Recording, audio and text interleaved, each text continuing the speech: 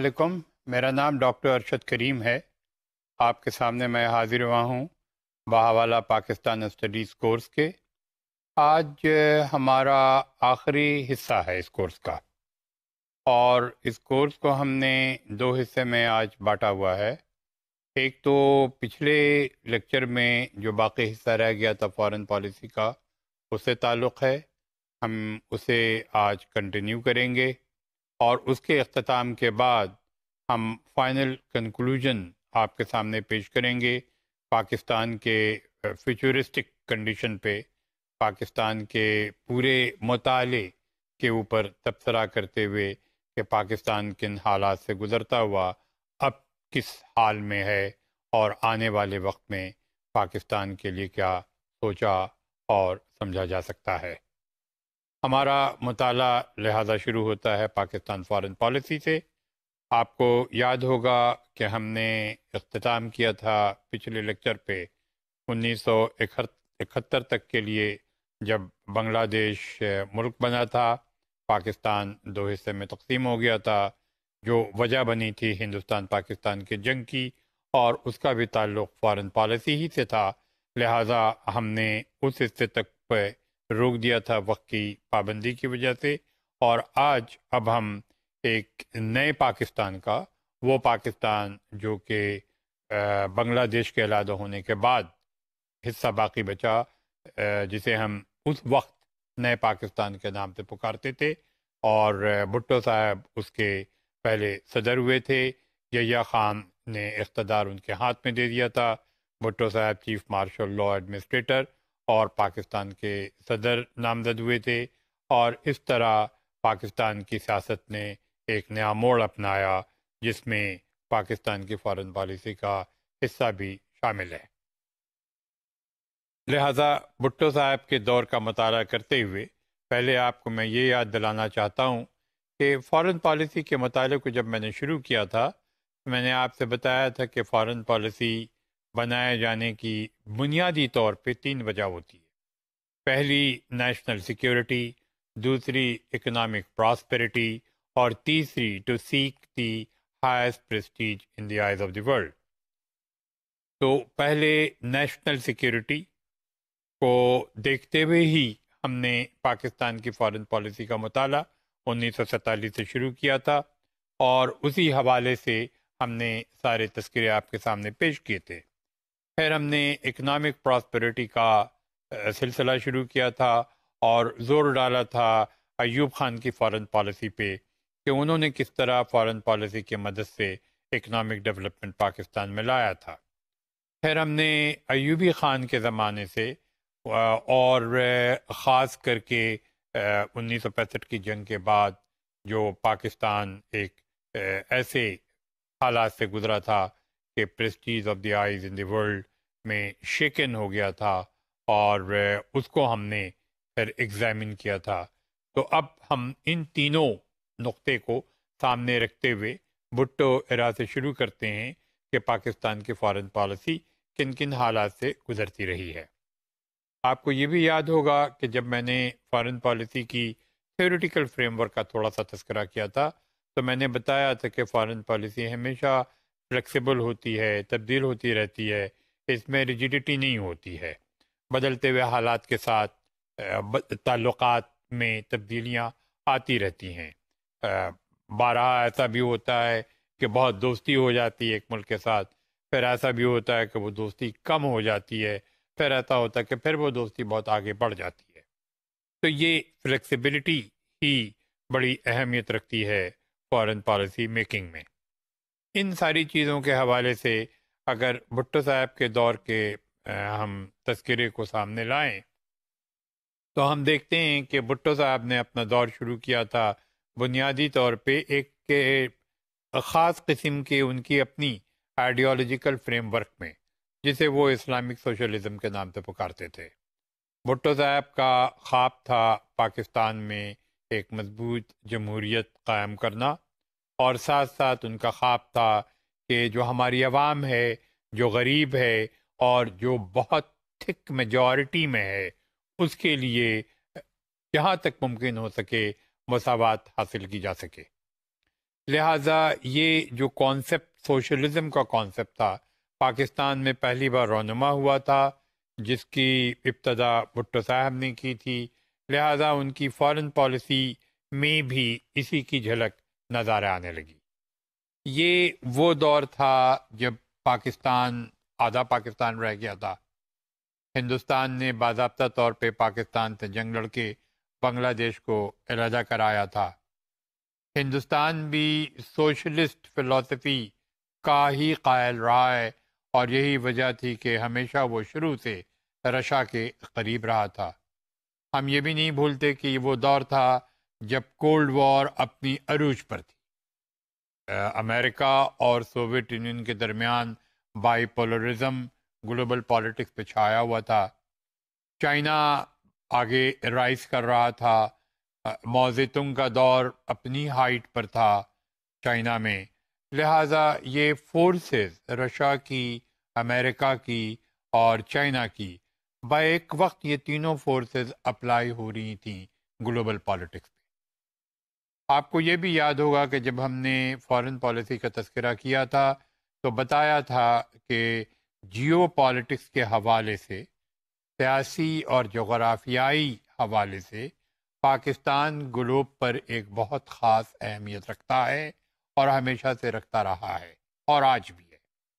لہذا اس وقت بھی بھٹو صاحب کو احساس تھا کہ یہ فارم جو ہے فارن پالیسی کی پاکستان کو گلوبل پالیٹکس میں اہمیت دیتی ہے، اور ان کو یہ بھی معلوم تھا کہ بیک وقت امریکہ، رشیا اور چائنا انٹرسٹڈ ہیں پاکستان کی جیو پولیٹیکل کنڈیشن پہ۔ لہٰذا بھٹو صاحب نے تینوں کے ساتھ دوستانہ ہاتھ بڑھایا۔ اب یہ تینوں کے ساتھ ہاتھ بڑھانا اور سوشلزم کا نعرہ بلند کرنا کچھ اس طرح ہوا کہ امریکہ کو یہ بات پسند نہیں آئی۔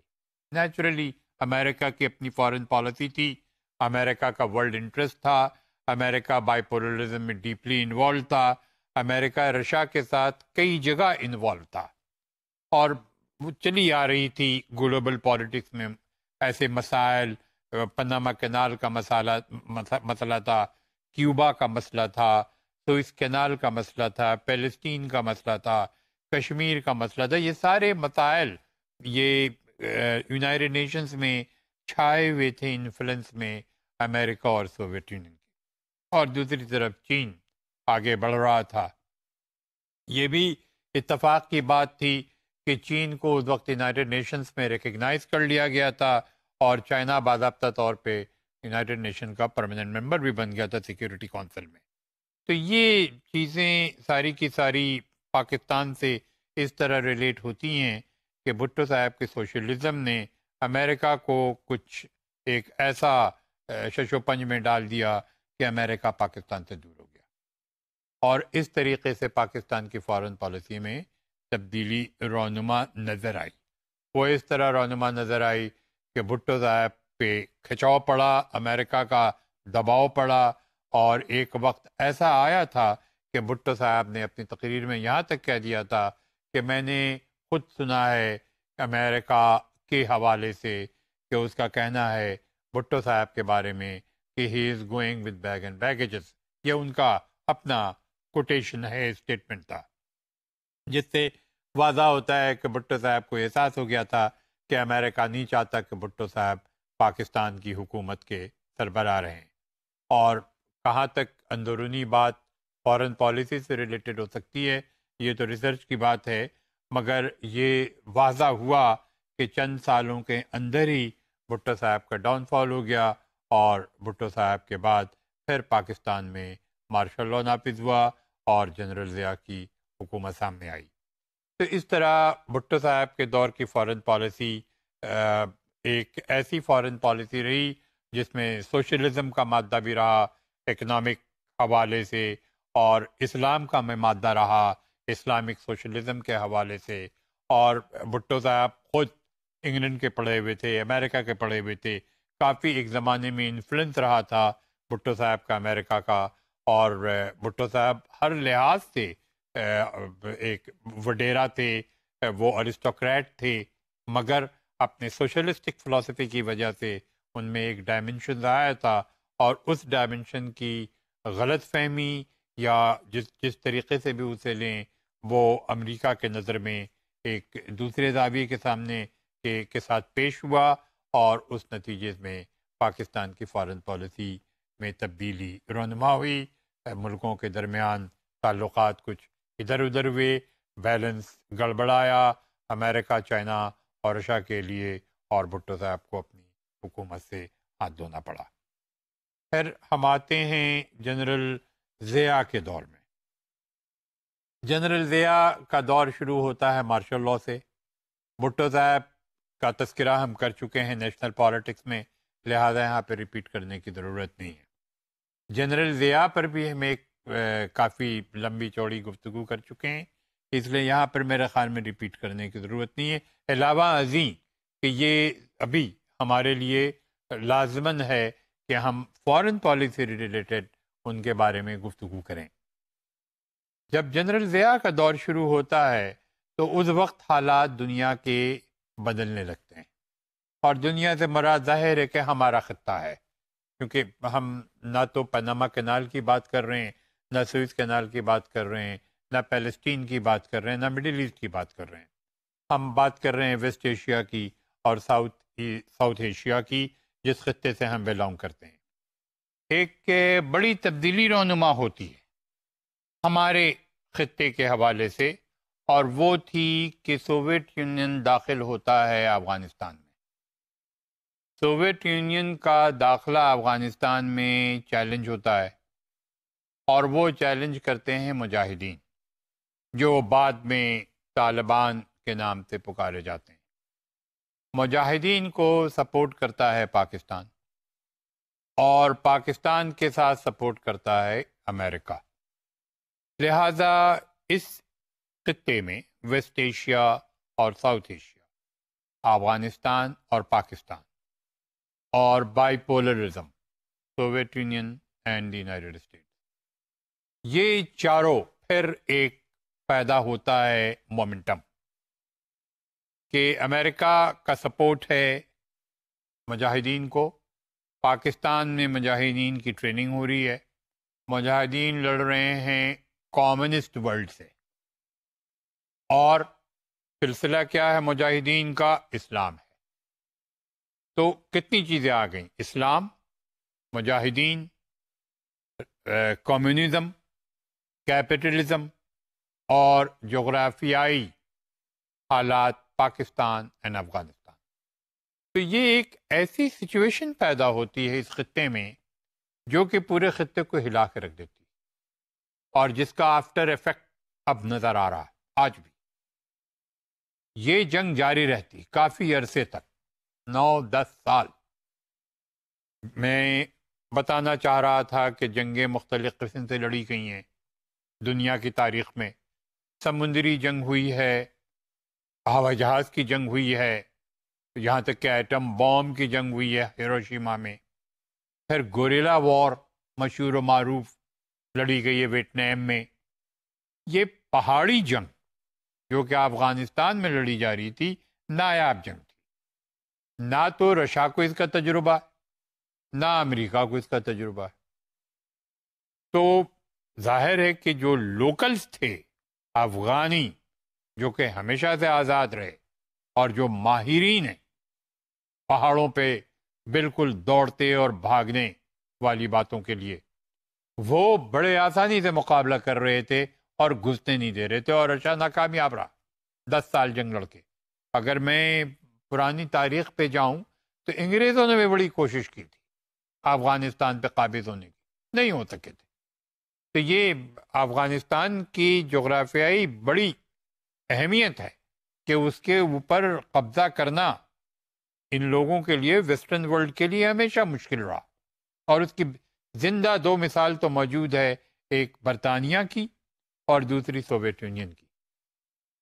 اب اس کو دیکھیں، اگر ہم پاکستان کی فارن پالیسی ریلیٹ کرتے ہیں دوران جنرل ضیاء، تو جنرل ضیاء کا پورا تصور تھا اسلامائزیشن کا۔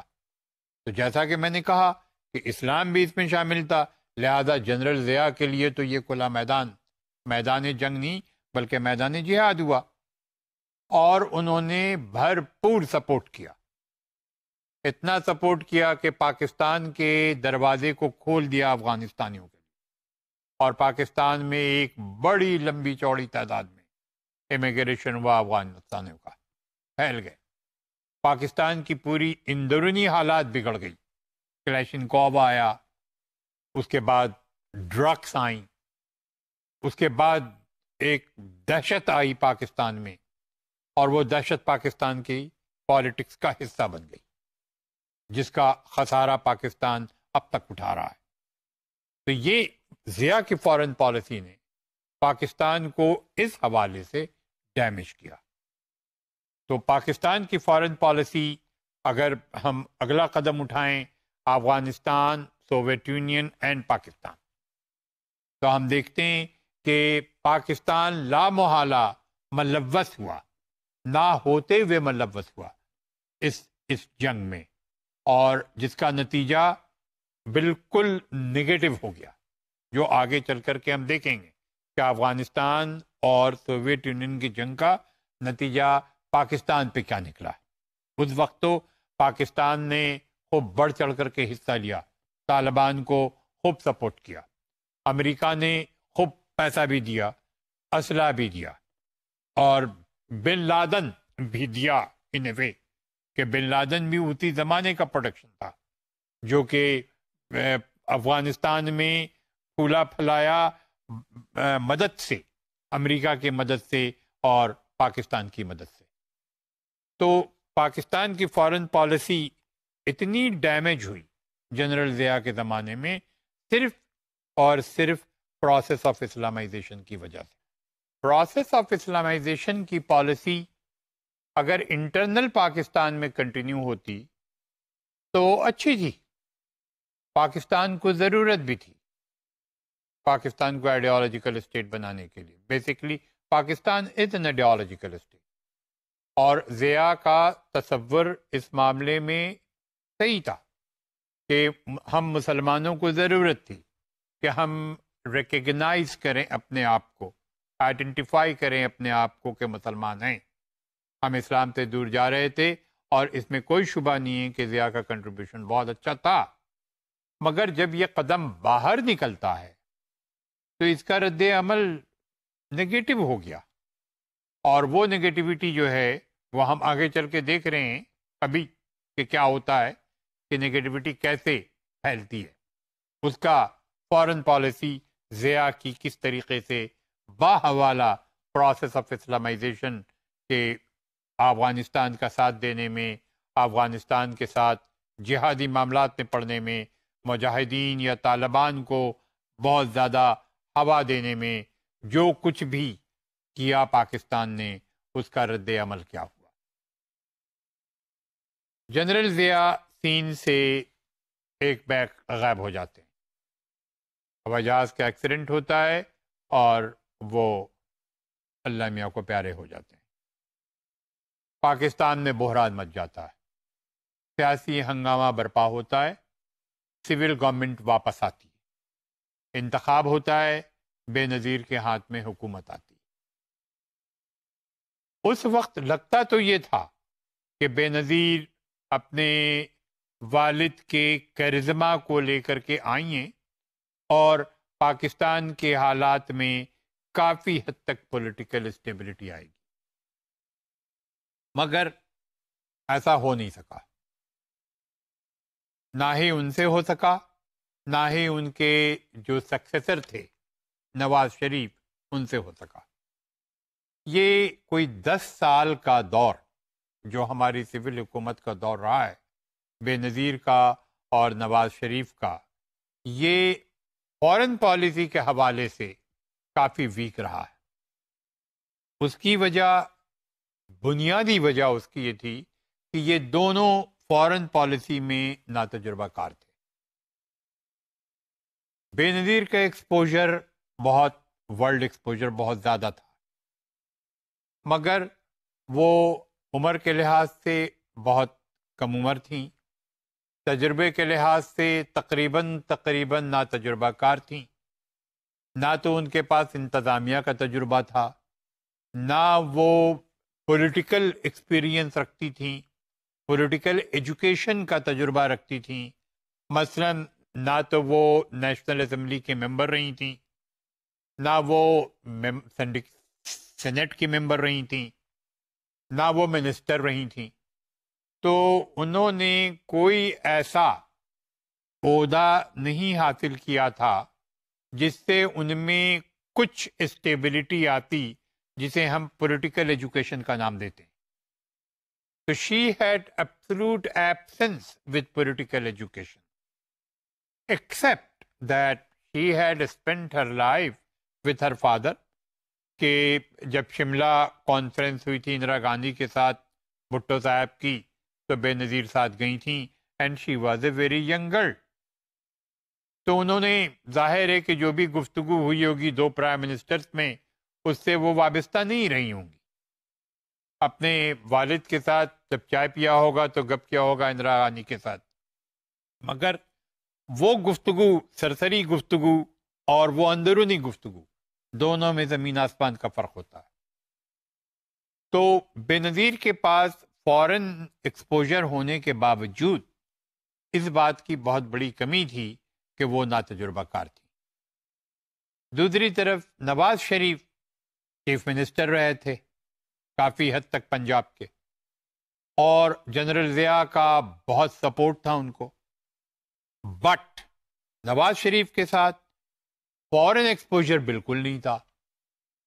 نہ تو ان کی فورن ایجوکیشن ہوئی تھی، نہ انہیں فورن کلچرل ویلیو سسٹم کے بارے میں اتنا علم تھا جو بے نظیر کے پاس تھا. تو یہ دونوں شخصیت جو آگے پیچھے پرائم منسٹر ہوئیں 2 سال کے لیے، 2.5 سال کے لیے، دونوں میں مختلف قسم کی امبیلنس تھی. بے نظیر کے پاس اگر ایکسپوجر تھا گلوبل حالات کا یا گلوبل ایکسپوجر تھا تو تجربہ نہیں تھا. نواز شریف کے پاس اگر پولیٹیکل تجربہ تھا، پولیٹیکل ایجوکیشن تھی، تو وہ محدود تھی پنجاب تک، یا بہت آگے بڑھتی تو اسلام آباد تک، اس سے زیادہ نہیں تھی. تو ظاہر ہے کہ یہ دونوں کسی نہ کسی وجہ سے اپنی کمزوری کا شکار بنے کہ فورن پالیسی سے وہ وابستگی نہیں ہو سکی، اور جس کا نتیجہ نکلا کہ یہ سمجھ ہی نہیں پا رہے تھے کہ پاکستان کو کس موڑ پہ لے جایا جائے، کس مقام پہ لے جایا جائے. دوسری طرف سوویت یونین جا چکا تھا افغانستان سے، افغانستان میں سیٹلمنٹ ہو گیا طالبان کا. طالبان وہی طالبان اب پاکستان پہ حاوی ہونا چاہتے تھے، لہذا سپورٹ ان کو ملا انڈیا سے. تو پھر وہ امبیلنس پیدا ہوا اس خطے میں. اور پھر دوسری طرف بائی پولرزم بھی ہلنے لگا. رشیا سوویت یونین کمزور پڑنے لگا، اس کے ٹوٹنے کی نوبت آئی اور الٹیمیٹلی ٹوٹ بھی گیا. چائنا رائز کرنے لگا، اکنامک ایکسپینشن چائنا کا بڑھنے لگا. انڈیا بھی ماڈرنائز ہونے لگا. امریکہ سول پاور بن گیا اور نیو ورلڈ آرڈر کے حوالے سے اپنے آپ کو دنیا کا سربراہ اس نے سمجھنا شروع کیا. تو یہ ایک جو نئی تبدیلی آئی گلوبل پالیٹکس میں، اس میں پورا ظاہر ہے کہ جو نظر پڑی وہ اگین اسی خطے پہ پڑی کہ گلوبل جو جیو پالیٹکس کا حصہ پاکستان تھا وہ نظر میں رہا، چائنا کے بھی اور امریکہ کے بھی اور انڈیا کے بھی. رشیا تو اب کنارہ کشی میں آ چکا تھا، مگر رشیا نے ساتھ نہیں چھوڑا انڈیا کا. رشیا کنفیوز ہی رہا کہ کمیونزم ہے کہ نہیں ہے، سوشلزم ہے کہ نہیں ہے، کیپٹلزم کہاں سے اپنائی جائے گی. مگر اس کے خطے ٹوٹ چکے تھے، سوویت یونین مر چکا تھا اور اب باضابطہ طور پہ رشیا بن گیا تھا. تو ان سچویشن میں پاکستان کی فارن پالیسی کوئی ہوئی نہیں. کہنا بہت مشکل ہے کہ پاکستان نے اپنی گردن کس طرف موڑی، امریکہ کی طرف موڑی یا چائنا کی طرف موڑی یا انڈیا سے دوستی کے لیے موڑی. کچھ ہوچ پوچ کا سلسلہ دونوں کے دور میں اس وقت تک رہا جب نواز شریف کا آخری حصے ان کی حکومت کا 1998 کے زمانے میں آتا ہے کہ ہندوستان نے نیوکلر ویپن کو ایکسپورٹ کیا. چند ہی دنوں بعد پاکستان نے بھی ڈکلیئر کیا اپنا نیوکلر ویپن، اور اس طرح پاکستان کی اہمیت جیو پولیٹیکل وجوہات کے ساتھ ساتھ نیوکلر ویپن کی اونرشپ سے بہت بڑھ گئی. اب وہ انڈیا کے پیرلل کھڑا ہو گیا. یہ اسی زمانے کا واقعہ ہے کہ امریکہ بہت ڈسٹرب تھا پاکستان کے نیوکلر ویپن سے. اس کی بہت ساری وجوہات ہیں جس کی ڈیٹیل میں تو ہم نہیں جا سکتے. صرف اتنا کہنا کافی ہے کہ امریکہ کے لیے پاکستان میں نیوکلر ویپن ہونا ایک بہت ڈینجر بات سمجھی گئی. لہذا امریکہ نے بڑی کوشش کی نواز شریف کے اوپر پریشر ڈالنے کی اور کامیاب نہیں ہوا. یہ اسی وقت کی بات ہے جب کارگل ایونٹ ہوا اور پاکستان کی فارن پالیسی میں سڈن چینج آیا، بہت سڈن چینج آیا. انڈیا پاکستان کی آرمی آمنے سامنے کھڑی ہو گئی اور ایسا لگتا تھا کہ کنونشنل وار ہو جائے گی، مگر کنونشنل وار نہیں ہو سکی. وہ اس کی بھی وجہ واضح نظر آتی تھی کہ دونوں کو ڈر تھا، خاص کر کے انڈیا کو ڈر تھا کہ کنونشنل وار اگر ہوگی تو پاکستان نیوکلر ویپن استعمال کرے گا. یہ دور مشرف کا دور تھا. نواز شریف جا چکے تھے، مشرف آ چکے تھے، پاکستان میں ملٹری رجیم تھی. لہذا اس بات کا بڑا خدشہ تھا کہ مشرف کے کمانڈرشپ میں نیوکلر ویپن کا استعمال ہو سکتا ہے، اور امریکہ نے اس وقت اس وار کو روکا. تو پاکستان جب یہ ہوا تو پاکستان امریکہ کے قریب آ گیا، اور کافی قریب آ گیا. اور یہی وہی دور تھا جب 9/11 ایونٹ ہوتا ہے.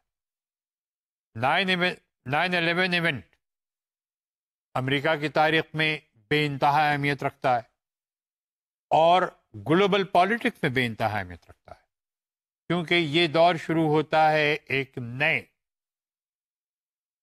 انسٹیٹیوشن کے حوالے سے جسے وار آن ٹیررزم کے نام سے پکارا گیا،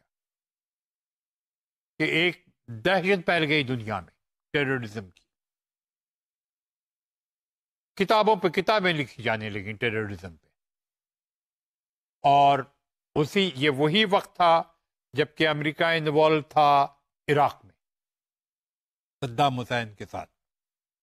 تو یہ جو ٹیررزم کے صدام حسین پر بھی الزام تھا کہ اس نے کیمیکل ویپن رکھا ہوا ہے اور اس کیمیکل ویپن کو استعمال سے ایک دہشت پھیل سکتی دنیا کے اندر، اور اسی وقت دہشت پھیلتی ہے امریکہ میں 9/11 کی. تو یہ سب جو واقعات ہوتے ہیں تو سارا امپیکٹ آ کر کے پڑتا ہے افغانستان پہ، کیونکہ امریکہ کے نظر میں یہ سارا کچھ کیا ہوا تھا بن لادن کا. And Bin Laden according to the world opinion Bin Laden was in Afghanistan. لہذا امریکہ کی جنگ شروع ہوتی ہے افغانستان کے ساتھ. امریکہ کی جنگ شروع ہوتی ہے افغانستان کے ساتھ، بیچ میں پڑتا ہے Pakistan. Going back to the situation of General Zia, کہ جنرل ضیاء نے انڈر دی نیم آف اسلام جہاد کا تصور کہ مجاہدین کو جنگ لڑنی ہے کمیونسٹوں سے، ساتھ دیا. امریکہ کے لیے بھی وہی سچویشن پیدا ہوئی کہ افغانستان میں جائے کیسے، بیس چاہیے، بیس پاکستان. لہذا پاکستان کی فارن پالیسی امریکہ کے ساتھ ضم ہو گئی، بالکل ضم ہو گئی. Pakistan became a very close friend of the United States to fight the war with the Taliban in Afghanistan or with Bin Laden in Afghanistan، جو کہ اب تک جاری. تو اس طریقے سے پاکستان کی فارن پالیسی آپ دیکھیں کہ پھر شفٹ ہوئی. مگر پاکستان نے اپنی جو بنیادی فارن پالیسی کی جو جڑ تھی اس کو نہیں چھوڑا. Pakistan remained a very close friend of China. Pakistan did not disassociate with Russia. Pakistan continued its friendship with European continent. And top of it, Pakistan had always been very close to the Muslim world. تو یہ پاکستان کی foreign policy میں کسی قسم کی وہ تبدیلی نہیں آئی جو کہ شروع سے موجود تھی. اسٹیجز بدلتے رہے، تھوڑے ڈسٹینس ہوئے، پھر وہ ڈسٹینس کم ہوئے، بالخصوص جیسے انڈیا کے ساتھ، جیسے سوویت یونین کے ساتھ بھی کچھ حد تک کبھی کبھی، مگر چائنا کے ساتھ یا مسلم ورلڈ کے ساتھ یا یورپین کانٹیننٹ کے ساتھ یا کینیڈا کے ساتھ دور دراز کلچرل ریلیشنز یا اکنامک ریلیشنز، ٹریڈ ریلیشنز سب جاری ساری رہے. جو تھوڑا اوپر نیچے ہوتا رہا وہ امریکہ کے ساتھ ہوتا رہا، انڈیا کے ساتھ ہوتا رہا، مگر جو جڑ تھی نیشنل سیکیورٹی، اکنامک پراسپیرٹی اور prestige in the eyes of the world, وہ ہمیشہ پاکستان نے مینٹین رکھنے کی کوشش کی. اس لحاظ سے ہم کہہ سکتے ہیں کہ ان ٹوٹیلٹی پاکستان کی فارن پالیسی ناکامیاب کبھی نہیں رہی، اپنے ہر دور میں ہمیشہ کامیاب ہی رہی. علاوہ ازیں کہ بے نظیر کا دور اور نواز شریف کا دور کیونکہ خود ویکن دور تھا، کمزور دور تھا، پاکستان میں ایک پولیٹیکل انسٹیبلٹی بہت زیادہ تھی، تو نہ تو نیشنل پالیٹکس یہاں کی اسٹیبل بن سکی، نہ انٹرنیشنل پالیٹکس اسٹیبل بن سکی. مگر باقی ادوار میں اگر دیکھا جائے براڈلی اسپیکنگ تو پاکستان کی فارن پالیسی میں وہ کمزوری نہیں پائی جاتی. تھوڑی بہت، جیسا کہ میں نے تذکرہ کیا کہ آفٹر ایفیکٹ ضیاء کی فارن پالیسی کے زمانے میں کافی نگیٹو رہا، مگر مشرف کے زمانے میں نگیٹیوٹی نہیں آئی. بہت زیادہ دوستی امریکہ سے ہوئی مگر اس کا ناجائز فائدہ نہیں اٹھایا. ابھی جو حالات بگڑے ہیں یہ ڈرون اٹیک کی وجہ سے، اور یہ جو پاکستان کے عوام میں ایک بے چینی پائی جا رہی ہے پاکستان کی فارن پالیسی کے حوالے سے، یہ سول گورنمنٹ کی وجہ سے، کیونکہ آج ہم ابھی تک پولیٹیکل اسٹیبل نہیں ہوئے.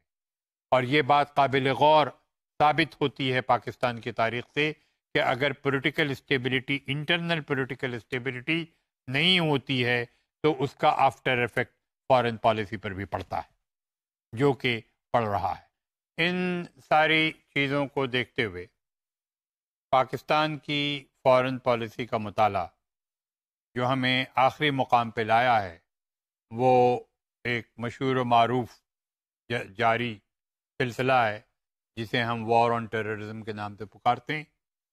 پاکستان اس میں ملوث ہے، پاکستان کے اندر ہی یہ وار جاری ہے، امریکہ پاکستان کے ساتھ ہے اور افغانستان بھی اس میں ملوث ہے.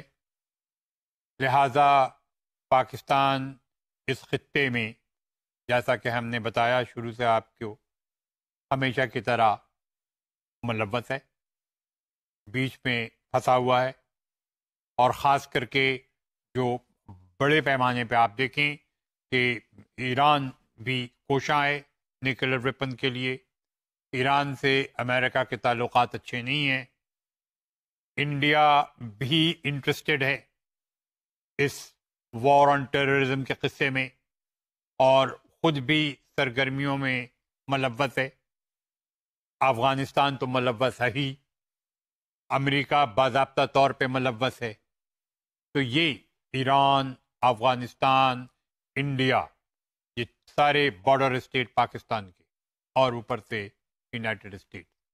تو پاکستان ایک ایسا ایکولیبریم بن گیا ہے جہاں وہ ایک شکنجے میں پھنسا ہوا ہے. جہاں سے نکلنا پاکستان کے لیے مشکل نظر آتا ہے۔ بالخصوص وجہ ایک اور بھی ہے کہ ہمارے ہاں وہ پولیٹیکل اسٹیبلٹی نہیں قائم ہو سکی، وہ ایگزیکٹ جو کانسیپٹ آف ڈیموکریسی ہے وہ قائم نہیں ہو سکی۔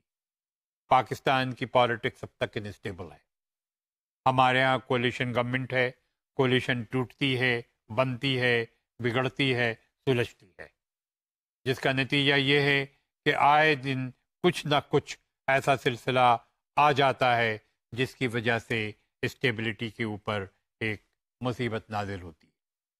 اور جیسا کہ میں نے آپ سے بتایا کہ اگر انٹرنل پولیٹیکل اسٹیبلٹی کمزور پڑتی ہے تو اس کا اثر ایکسٹرنل پولیٹیکل اسٹیبلٹی پہ بہت زیادہ پڑتا ہے، اور یہی وجہ ہے کہ پاکستان کی فارن پالیسی بہت انبیلنسڈ ہے۔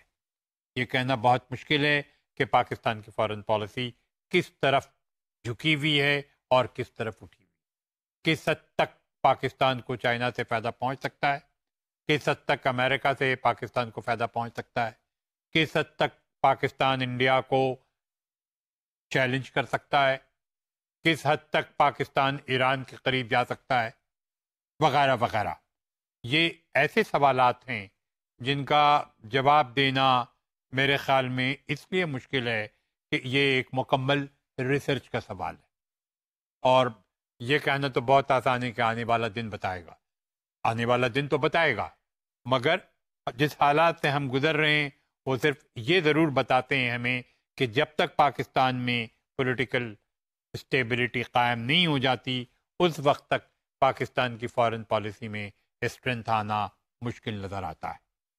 تو ہم دیکھتے ہیں کہ کب پاکستان اس مقام پہ پہنچتا ہے کہ ہمارے ہاں ایک مکمل پولیٹیکل اسٹیبلٹی آتی ہے، اور اس طریقے سے ہماری دونوں نیشنل پالیسی اور فارن پالیسی ایک مضبوط پالیسی بنتی ہے۔ ان ساری باتوں کے بعد اب ہم دوسرے مرحلے پہ، اپنے آخری مرحلے پر پہنچتے ہیں اس کورس کے۔ ہم نے ایک لمبا سفر طے کیا، بہت لمبا۔ آپ کو ہم نے قدیم زمانے سے پاکستان کو دکھایا ہے، بتایا ہے، اور سارے حالات سے گزرتے ہوئے، چیدہ چیدہ اسے دیکھتے ہوئے، اب ہم آپ کے سامنے ان ساری پیچیدگیوں کو لانے کی کوشش کرتے ہیں ان چند منٹوں میں، کہ ہم نے پاکستان کو کیسا پایا، پاکستان میں کیا حاصل کیا، کیا کھویا، کس حد تک کامیابی حاصل کی، کس حد تک ناکامیاب رہے۔ ان ساری چیزوں کا جو جز ہے وہ میں کوشش کرتا ہوں کہ ان چند منٹوں میں آپ کے سامنے پیش کروں۔ میرے پاس لسٹ تو اچھی خاصی لمبی نظر آتی ہے، میں آپ کو اسکرین پہ دکھاتا ہوں کہ وہ لسٹ کیا ہے، اور کوشش کرتا ہوں کہ آپ کو اسے ان چند منٹوں میں مکمل کر کے سامنے پیش کروں۔ یہ شروع ہوتی ہے سرچ فار گڈ گورننس، 1956، 62 اور 63 کا constitution, dearth of political leadership, rise of bureaucracy, failure of democracy, military interventions, federation issues, population growth, external internal migration, poverty and unemployment, literacy and media and public awareness۔ جیسا کہ میں نے آپ سے بتایا کہ لسٹ بڑی لمبی ہے، دیکھتے ہیں کہ اس چھوٹے سے وقت میں کس طریقے سے میں آپ کے سامنے ان ساروں کو ایک پورے چھوٹے سے جز شکل میں پیش کرنے میں کامیاب ہوتا ہوں۔ پہلے تو گڈ گورننس، ہم نے 3 کانسٹیٹیوشن حاصل کیا، اور اب تک ہم جمہوریت کو جیت نہیں سکے یا مکمل طور پہ حاصل نہیں کر سکے۔ ایک چھوٹی سی مثال میں دوں گا کہ فرانس کو 150 سال لگا کانسٹیٹیوشن کو مضبوط بنا کر کے جمہوریت کو قائم کرنے میں۔ 5 کانسٹیٹیوشن آیا۔ آج کا کانسٹیٹیوشن فرانس کا، جو کہ 1958 میں آیا تھا، 5واں ریپبلک کہلاتا ہے۔ پہلے 4 ریپبلک ہو چکے تھے جو ون آفٹر دی ادر ناکامیاب ہوئے۔ تو فرانس میں جب 1789 سے 1958 150-200 سال تقریباً لگے، تو ہمیں تو ابھی 1956 سے 2011 ہوا ہے. تو آپ سوچ سکتے ہیں کہ ہمارے پاس کتنا کم وقت بامقابلتاً فرانس کے ہوا ہے جمہوریت کو قائم کرنے میں. تو گڈ گورننس کی جتنے بھی ایگزامپل ہیں، سب سے بڑا ایگزامپل گڈ گورننس کا اچیومنٹ آف ڈیموکریسی. اور صحیح معنوں میں ڈیموکریسی صرف عوامی حکومت نہیں ہوتی کہ عوام نے ووٹ ڈال دیا اور جمہوریت آ گئی. ڈیموکریسی کی حقیقی معنی ہوتے ہیں آٹونمی کا حصول، کہ ہمیں خود مختاری کی حد تک ملی. جب تک ہمیں خود مختاری نہیں ملتی، ہم اس معاشرے کو جمہوری معاشرے کے نام سے نہیں پکار سکتے. اور یہ خود مختاری اسی وقت ہمیں مل سکتی ہے جب ہم مکمل طور پہ اپنے آپ کو آزاد سمجھیں شکنجے سے حکومت کے شکنجے میں ہم جب تک رہیں گے جکڑے ہوئے، اس وقت تک ہم اپنے کو جمہوری نہیں کہہ سکتے. اور یہ آٹونمی کس طرح حاصل ہو سکتی ہے، کیسے حاصل ہو سکتی ہے، اتنے چند لمحے میں آپ کو بتا نہیں سکتا، مگر مجھے یقین ہے کہ آپ کو احساس ہوگا کہ آٹونمی کیا چیز ہوتی ہے اور آٹونمی کس طریقے سے حاصل کی جاتی ہے یا اسے کیسے دیا جاتا ہے. تو پہلی بات تو یہی ہے کہ گڈ گورننس کے لیے ہمیں آٹونمی کی ضرورت ہے. اور آٹونمی کے لیے ہمیں کس چیز کی ضرورت ہے؟ ریشنلائزڈ اتھارٹی کی ضرورت ہے، اسپیشلائزیشن آف ایڈمنسٹریشن کی ضرورت ہے، اور فل پولیٹیکل موبلائزیشن اور پولیٹیکل پارٹیسپیشن کی ضرورت ہے. اگر یہ تینوں چیزیں ہمارے پاس آ جاتی ہیں تو ہم سمجھیں گے کہ ہم آٹونمی حاصل کر چکے اور ہم جمہوریت حاصل کر چکے.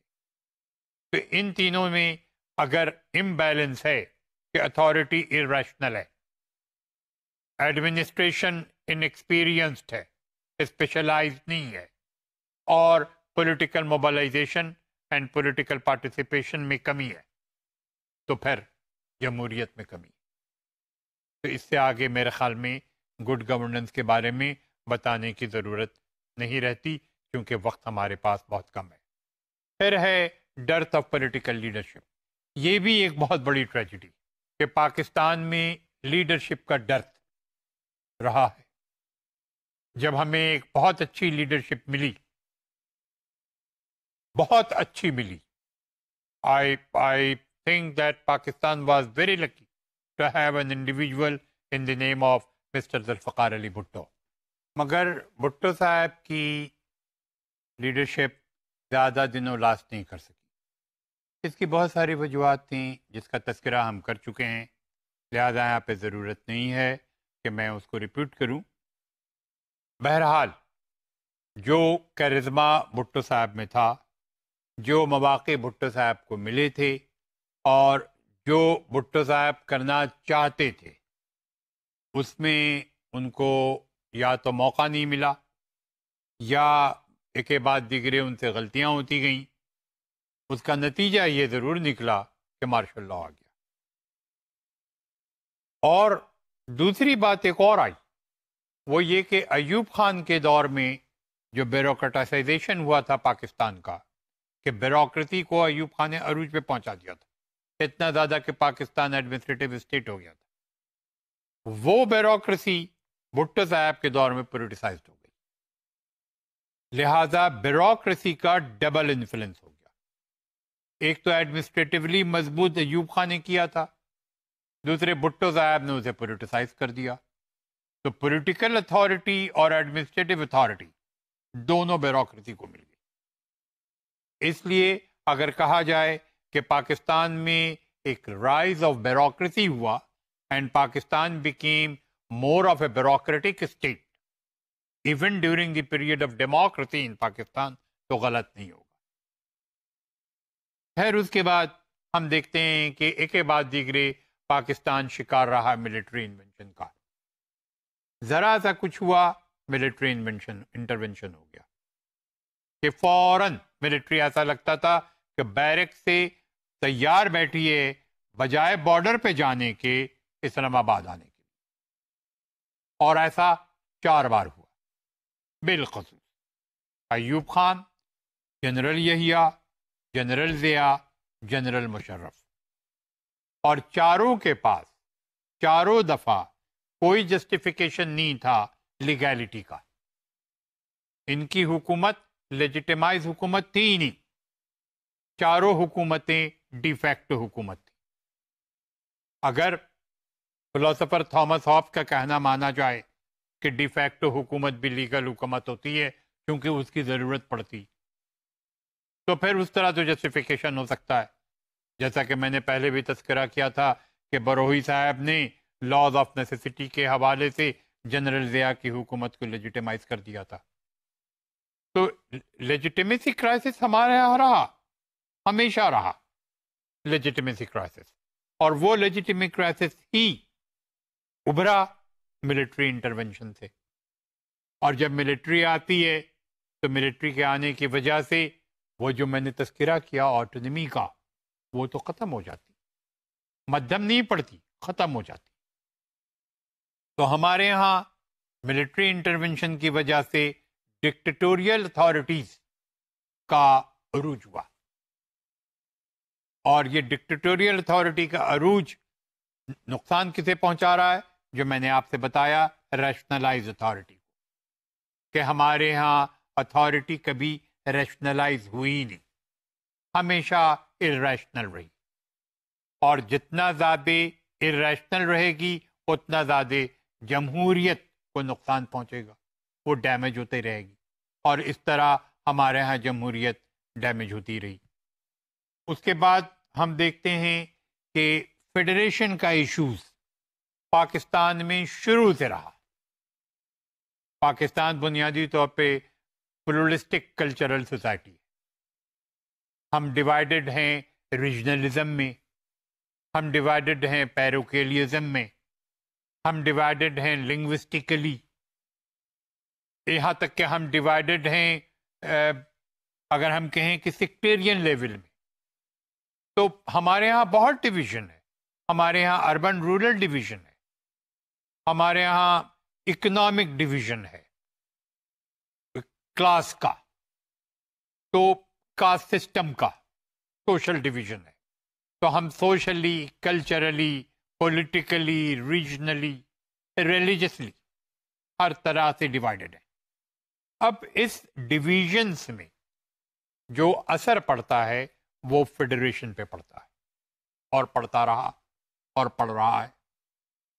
اتنا زیادہ عروج پہ پہنچا کہ ہم سے ایک حصہ الگ ہو گیا 1971 میں، اور آج بھی حالات جہاں تک نظر آتا ہے فیڈریشن میں کمزور ہیں.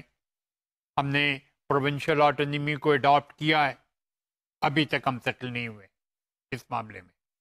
اس بات کو اچھا خاصا وقت گزر گیا ہے 18th امینڈمنٹ کو، مگر ابھی تک ہم پروونشل آٹونومی میں کنفیوژن میں، ابھی تک وہ کرائسس ختم نہیں ہوا. اس کی وجہ اور صرف 2 ہے: ایک ڈرتھ آف نیشنل لیڈرشپ، دوسری absence of national political party. جب تک یہ 2 چیزیں کسی بھی سیاسی نظام میں مکمل طور پہ حاصل نہیں ہوتی، اس وقت تک سیاسی نظام پولیٹیکلی انسٹیبل ہوتا ہے. اور اسی حالات سے پاکستان گزر رہا ہے، جس کی وجہ بنتی ہے کہ ملٹری انٹرونشن ہوتا ہے، اور وجہ بن رہی ہے کہ بیوروکریسی اپنے عروج پہ پہنچ رہی ہے، اور ہم باضابطہ ایڈمنسٹریٹو بیوروکریسی اور سول بیوروکریسی اور ملٹری بیوروکریسی کے شکنجے کا شکار ہوتے چلے آ رہے ہیں. پھر ہم نے دیکھا پاپولیشن گروتھ، ہمارا پاپولیشن گروتھ جو بڑھ رہا ہے، اس سے ہم اکنامک ایسپیکٹ کو لیول نہیں کر پا رہے ہیں، جس کے نتیجے میں ہماری اکانومک اسٹیگنیشن ہو رہا ہے. دن بدن مہنگائی بڑھتی جا رہی ہے، دن بدن روپے کا ویلیو گرتا جا رہا ہے، مہنگائی ہوتی جا رہی ہے. اکنامک ڈپریشن کی وجہ سے لہذا ان امپلائمنٹ بڑھ رہا ہے، مہنگائی بڑھ رہی ہے، الٹریسی بڑھ رہی ہے، لٹریسی پہ بھی اثر ہو رہا ہے بہت زیادہ. تو نتیجہ نظر یہ آ رہا ہے کہ پاکستان ایک ایسے دور سے گزر رہا ہے جہاں خطرہ ہی خطرہ نظر آتا ہے. دوسری طرف بڑی انٹرسٹنگ بات ہے کہ میڈیا کو آزاد کر دیا گیا ہے، لہذا میڈیا پروجیکٹ کر رہی ہے ہر حالات کو، جس حالات سے Pakistan whether it is social, political, economic, cultural، جس حالات سے پاکستان گزر رہا ہے وہ مکمل طور پہ واضح ہو رہا ہے ٹیلی ویژن پہ، نیوز پیپر میں. مگر دوسری طرف افسوسناک بات یہ ہے کہ سننے والے، دیکھنے والے، پڑھنے والے تو بہت ہیں، کرنے والا کوئی نہیں. ہم نے، آپ نے دیکھا ہوگا ہمارے یہاں لیڈرشپ کی کوئی اسپیچ ہی نہیں. We do not have any gathering that a leader has emerged and making speeches, addressing the masses, addressing the people. اس سے کیا واضح ہو رہا ہے؟ اس سے واضح ہو رہا ہے کہ ہمارے ہاں وہ ولولہ، وہ جوش نہیں ہے. سارے سوئے پڑے، ساروں نے لاپرواہی دکھائی ہوئی. گیس کی قیمت بڑھ رہی ہے، بڑھنے دو. بجلی کی قیمت بڑھ رہی ہے، بڑھنے دو. ہر چیز، تعلیم کی قیمت بڑھ رہی ہے، بڑھنے دو. لب لباب یہ ہے کہ پاکستان ایک ایسے مقام پہ کھڑا ہے جہاں خطرہ ہی خطرہ نظر آ رہا ہے. لہذا یہ کہنا بہت مشکل ہے کہ کل پاکستان کیسا ہوگا. یہ سمجھنا تو آسان ہے کہ ہماری عوام میں بھرپور جوش ہے، دونوں چیز کا، اسلام کا اور پاکستان کا. مگر وہ جوش عوام کا دبا ہوا ہے، چھپا ہوا ہے، اس لیے کہ ڈرتھ آف لیڈرشپ ہے، اس لیے کہ dearth of national political party. اگر ہم خوش قسمت ہیں اور ہمیں لیڈر ملتا ہے، ہم میں سے لیڈر ابھرتا ہے، اور اگر ہم خوش قسمت ہیں کہ ہمارے پاس نیشنل پولیٹیکل پارٹی اسٹیبلش ہوتی ہے، تو پھر کوئی وجہ نہیں ہے کہ پاکستان ول رائز. کیونکہ پاکستانیوں میں وہ ساری صلاحیتیں موجود ہیں which can develop Pakistan even overnight. مگر اسے مومنٹم چاہیے، اسے موٹیویشن چاہیے، اسے ایک ایسی فورس چاہیے جو اسے پش کرے.